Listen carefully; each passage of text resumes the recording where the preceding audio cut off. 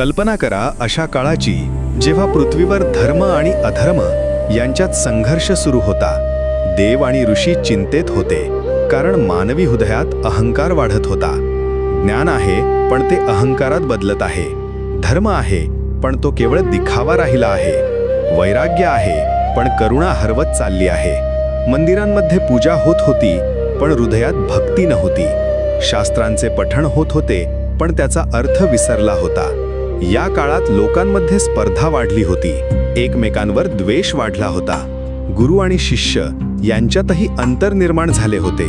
सत्य बोलणे कठीण झाले होते आणि खोटे बोलणे सोपे झाले होते.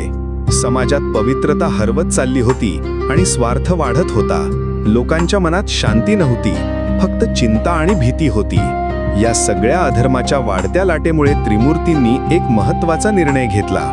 ब्रह्मा, विष्णू आणि महेश यांनी एकत्र येऊन ठरवले, आपण तिघे मिळून एकाच देहात अवतार घेऊ. जो गुरु असेल पण बंधनात नसेल, जो देव असेल पण मानवासारखे वागेल, जो राजा नसून सुद्धा सगळ्यांना मार्ग दाखवेल. असा अवतार हवा होता जो समाजाच्या सर्व नियमांपेक्षा वर असेल पण तरीही सगळ्यांना शिकवेल. जो जीवनाकडे पाहण्याची एक नवी दृष्टी देईल आणि बंधनातून मुक्त होण्याचा मार्ग दाखवेल. पण हा अवतार कुठे घ्यावा, कोणाच्या पोटी जन्म घ्यावा, या प्रश्नाचं उत्तर होतं अनुसया माता. अनुसया माता म्हणजे पतिव्रता धर्माची मूर्ती. तिची भक्ती आणि पवित्रता अशी होती की देवही तिच्यासमोर नतमस्तक होत. तिच्या एका शब्दाची शक्ती होती की सूर्य थांबू शकतो, वारा शांत होऊ शकतो. तिच्या तपश्चर्येची कीर्ती तिन्ही लोकांमध्ये पसरली होती. तिच्या घरी कोणी भुकेला गेला तर तो तृप्त होऊन परतत असे. तिच्या दर्शनाने लोकांच्या मनातील संशय दूर होत. तिच्या आशीर्वादाने दुःखी लोकांना शांती मिळत. पण त्रिमूर्तींनी तिची परीक्षा घेण्याचे ठरवले. एक दिवस ते तिन्ही साधू वेशात तिच्या घरी आले. अत्री ऋषी घरी नव्हते. त्यांनी अनुसया मातेला म्हटले, आम्हाला भूक लागली आहे, पण आम्ही फक्त तुमच्या नग्न अवस्थेत दिलेले अन्न खाऊ. हा कसला विचित्र आग्रह. कोणत्याही स्त्रीसाठी हे अशक्य होते. समाजाच्या नियमांनुसार हे अधर्म होते. पण अनुसया माता घाबरली नाही.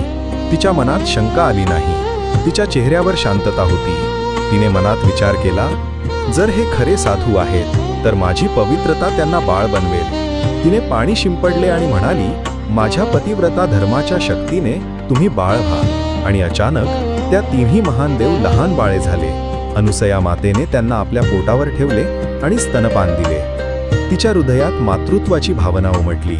ती त्यांना गाणी म्हणून ऐकवू लागली. त्या बाळांच्या डोळ्यांमध्ये दिव्यता होती, पण त्यांना ते कळत नव्हते. जेव्हा अत्री ऋषी परतले तेव्हा त्यांनी सगळी गोष्ट समजावून सांगितली. अत्री ऋषींनी त्रिमूर्तींना त्यांचे मूळ रूप घेण्यास सांगितले. त्रिमूर्ती प्रसन्न झाले आणि अनुसया मातेला वर मागायला सांगितले. तिने सहज म्हटले, माझ्या पोटी तुम्ही जन्म घ्यावा. आणि मग एक अद्भुत घटना घडली. श्री दत्तात्रेयाचा जन्म झाला. ते जन्मताच अवधूत होते. 3 मुख, 1 गाय आणि 4 कुत्रे त्यांच्या सोबत होते. हे सगळे प्रतीक होते. 3 मुख म्हणजे त्रिमूर्ती, गाय म्हणजे धर्म आणि पृथ्वी, 4 कुत्रे म्हणजे 4 वेद. ना वस्त्राची आस, ना समाजाची भीती, ना जातीचा अभिमान. ते पूर्णपणे मुक्त होते. त्यांच्या डोळ्यांमध्ये अनंत ज्वाळ.